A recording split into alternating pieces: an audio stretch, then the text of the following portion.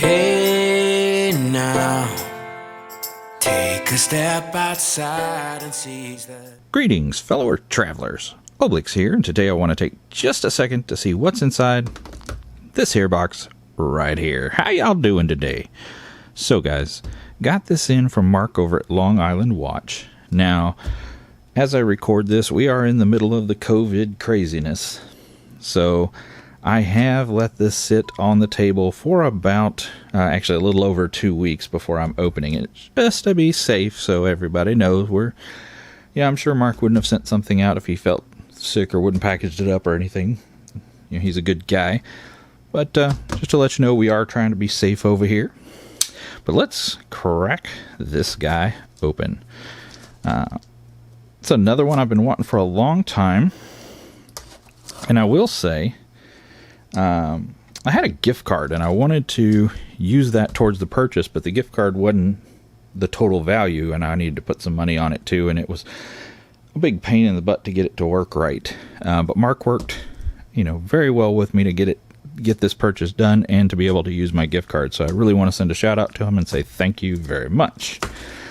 Made my life a lot easier. So we get inside and we see it is a Laco.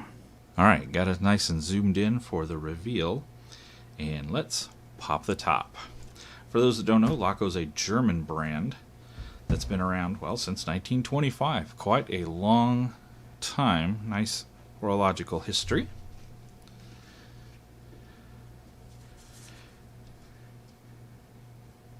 And we've got our international warranty card, just paper with reference numbers and handlers and all that stuff. We got your usual blah blah blah. And we've got the box in a box. The much nicer pleather Laco box. So, cracking that bad boy open. Oh, we have foam! Yes! Always wanted foam. Anyway. We have... Oh, look at that beautiful B dial. Now, this is... And I'm just going to read it off of here, let you guys take a look at it. The Aachen Blaue Stunde.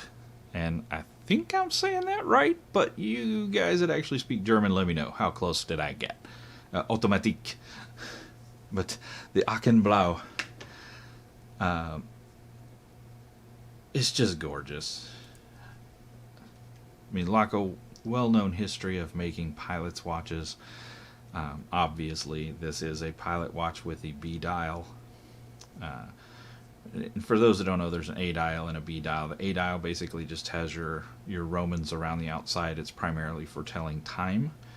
Your B dial, has the Romans in 2 rings, the center ring being your hours, the outer ring being your minutes, and it's mostly for telling minutes, quickly and precisely. Back in German Luftwaffe times, this was, these watches, the A's and B dials, one was for the pilots, and I think it was the A dial was the pilots, and the B dial was for the bombers, so they could better do their jobs. And Laco was one of the original companies. I think there were 4.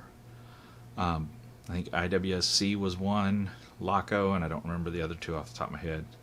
Yeah, but they actually produced watches during the World War for the German Luftwaffe. So it is made in Germany.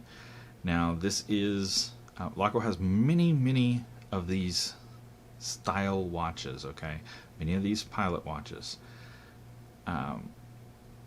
This particular style is on the lower end of the scale. They go, all the way up, into the high end, Swiss movement, and to the lower end with the Japanese movements. This is one with a Japanese movement. It's running what's called a Laco 21, which is actually a Miyota 821A. So it is running a Japanese movement, so it's going to be nice and reliable. That Miyota movement's bulletproof, been around a very long time. They do tend to be a little rattly. You can usually hear the rotor running, on the 821As, but I don't personally mind that, and I think it kind of adds to the historic, feel of it, because back then they weren't going to be all that great. Now this guy does come on this gray Nato, which I think goes very well with the bead blasted, satinized case, which I think looks really, really good. Let's take a look at that back. Unstrap this boy and get that plastic off. Okay, got you nice and zoomed in so you can take a close look. See that rotor there, the skeletonized rotor. Got that nice Geneva striping there in the center. Just a good looking movement on the back of this piece. All stainless steel, sapphire crystal with 5 ATM water resistant. And we'll just put this guy back together like so. And take a good close look at that dial, because that is the star of the show. Look at that beautiful blue. I tell you what, this is why I got this piece. And I'll try to move it in the light a little bit, but man, look at that blue. That sunburst. Oh, it is just stunning. I hope the camera's picking it up, as well as I'm seeing it. It is just absolutely drop dead gorgeous. And it's so easy to read. I am super digging it. So again, we got your sapphire crystal, got your Miyota 82 or 821A, which is a Laco 21 inside. The exhibition case back, NATO strap. Now I picked this guy up for around 400 and I think it was 410 bucks, if I'm not mistaken. So, Lacos aren't cheap. But, you're wearing a piece of history. You're wearing a quality brand that nobody's going to snuff at. And it just looks gorgeous. It feels quality all the way around. This case just feels excellent. No sharp edges.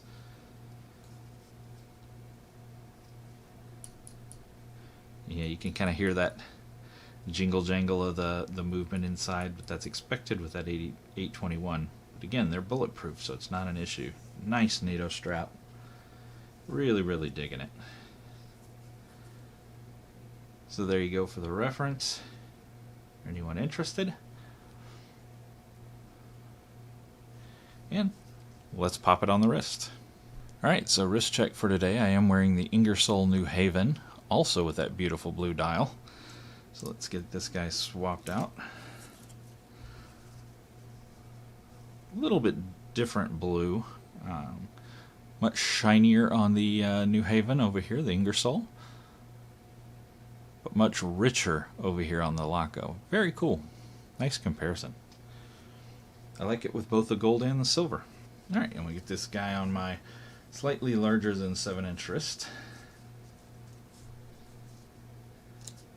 Been saying I have a 7-inch wrist forever, and I remeasured it the other day, and I have a bigger than 7-inch wrist, though not by much. And there you go. Now this is the 42.